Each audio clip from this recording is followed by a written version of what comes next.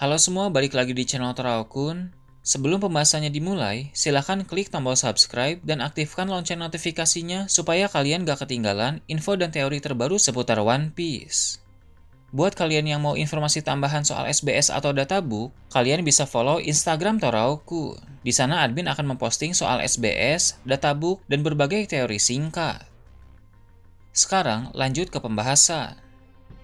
Melanjutkan cerita dalam chapter 1100 yang lalu, cerita dalam chapter 1101 nanti akan dimulai dengan memperlihatkan kilas balik Kuma yang mendekati desa Fusa. Dia ke sana untuk melihat Luffy secara langsung. Sebagai orang yang mengagumi Nika, Kuma telah mencari informasi terkait Nika dalam waktu lama. Dari informasi yang dia peroleh, Kuma mengetahui bahwa buah iblis bernama Gomu Gomu no Mi sebenarnya adalah buah iblis Hito Hito no Mi model Nika. Kemudian, saat telah menjadi Shichibukai, dia mendapatkan informasi bahwa bertahun-tahun yang lalu, buah iblis itu dirampas oleh Shanks dari kapal pemerintah dunia. Informasi yang Kuma dapatkan pun lebih jauh dari itu, yang mana dia mengetahui bahwa buah iblis tersebut dimakan oleh seorang bocah di desa Fusa. Menariknya, bocah itu tak lain adalah anak dari Dragon. Maka dari itu, Kuma ingin melihat sendiri sosok Luffy. Namun, karena dia mendapatkan misi mendadak dari pemerintah dunia, maka dia hanya akan singgah sebentar di desa Fusa. Mungkin, Kuma hanya melihat Luffy dari jauh, atau mereka sempat berpapasan, tapi hanya sekilas. Hanya saja, karena Luffy memang pelupa, jadi dia tidak ingat bahwa dulu dia pernah bertemu dengan Kuma. Luffy memang pelupa, bahkan wajah Marco saja harus diberi clue nanas dulu, baru dia ingat wajah Marco.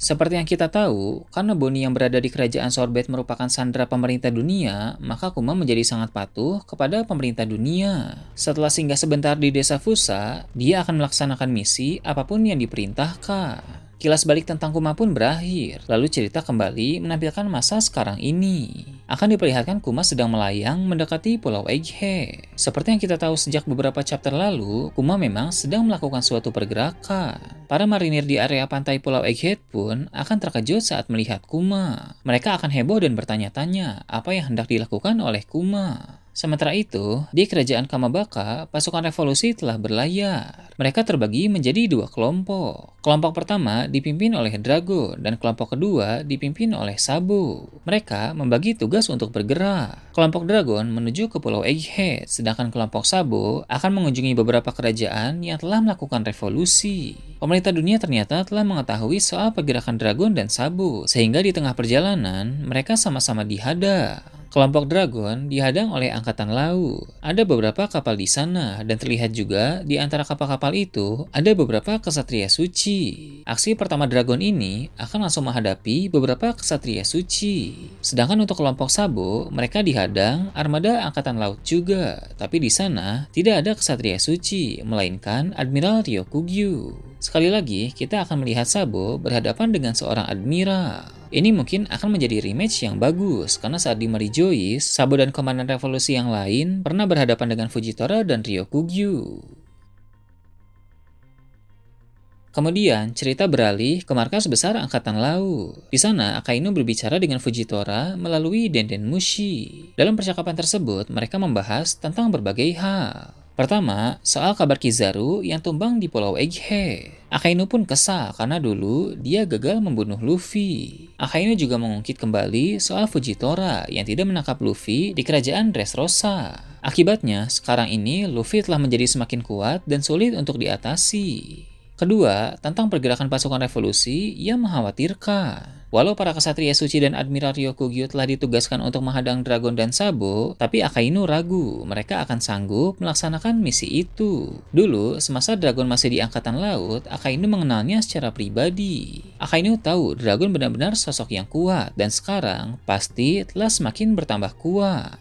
Ketiga, tentang Garp yang hilang kabar di Pulau Beheave. Fujitora akan berkata bahwa hal tersebut memang sangat disayangkan, apalagi Garp merupakan sosok legendaris dari Angkatan Laut. Baik internal Angkatan Laut maupun publik pasti terkejut dengan hal tersebut. Akainu pun membenarkan itu, sebab ternyata Akainu mendapatkan desakan dari para marinir yang mengidolakan Garp dan dari para veteran yang merupakan teman-teman Garp. Mereka ingin agar Akainu segera mengirim pasukan ke Pulau Beheave untuk berperang melawan bajak laut Kurohige dan mencari tahu nasib Garp di sana. Akainu tahu untuk berperang melawan bajak laut Kurohige bukan hal tepat untuk dilakukan sekarang. Memang dulu Akainu sempat berani menyerbu bajak laut Kurohige, namun bajak laut Kurohige yang sekarang tentu telah berkembang pesat dan pasukannya pun menjadi semakin kuat. Apalagi Pulau Bihif disebut sebagai surga bagi para bajak laut, sehingga jumlah bajak laut yang ada di sana pasti sangat banyak. Dan jika angkatan laut mau menyerbu pulau itu, dibutuhkan juga pasukan yang sangat banyak.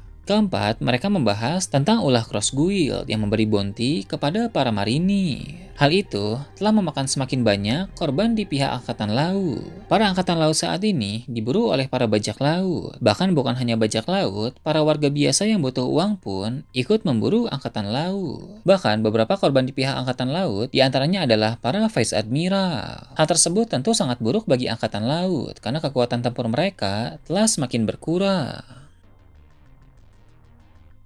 Selain itu, Angkatan Laut pun mengkhawatirkan tentang bajak laut Akagami yang menunjukkan pergerakan yang agresif. Angkatan Laut harus waspada dengan Shanks dan kawan-kawan karena mereka sekarang lebih aktif dibanding sebelum-sebelumnya. Dengan berbagai permasalahan yang ada, Akainu mengakui bahwa Angkatan Laut benar-benar dalam keadaan yang sulit. Akainu pun memberi misi khusus kepada Fujitora, walau belum diketahui misi apa itu, tapi yang pasti itu sangat penting. Cerita kemudian kembali beralih ke Pulau Egghead. Di sana, Luffy telah bangkit dan berada dalam mode Gear 5. Namun, Luffy memperlihatkan tanda-tanda keanehan. Dia berbicara dengan Saturn, seolah dia mengenal Gorosei itu. Bahkan, Luffy akan bertanya tentang Nerona Imu. Seperti yang kita tahu, ada dugaan bahwa Im Sama yang ada dalam pemerintah dunia saat ini merupakan orang yang sama dengan Nerona Imu. Nerona Imu adalah salah satu dari 20 raja yang beraliansi dalam abad kekosongan. Berhubung Luffy mengenal Saturn dan Imu, maka akan terungkap bahwa Luffy sebenarnya masih belum sadar. Tubuhnya di sana sedang berada di bawah kendali Nika. Jadi, tubuh Luffy pun sedang berbicara dalam kesadaran Nika. Nika bisa mengenal Saturn dan Imu, karena dulu Hito-Hitonomi model Nika dikonsumsi oleh Joy Boy, musuh dari Im Sama dan kawan-kawan. Mengapa Nika bisa mengambil kendali tubuh Luffy untuk sementara? Karena dia adalah buah iblis Zoan yang sangat istimewa. Gorosei pernah berkata bahwa buah iblis Zoan memiliki kehendak sendiri. Jadi, Nika sebagai Zoan yang sangat spesial memiliki kehendak kuat dan bahkan kesadaran sendiri. Sehingga ada momen tertentu kesadarannya bisa mengambil alih tubuh Luffy. Ini sangat menarik karena dari ingatan Nika itu pasti akan terungkap beberapa misteri penting terkait dengan Joy Boy dan abad kekosongan.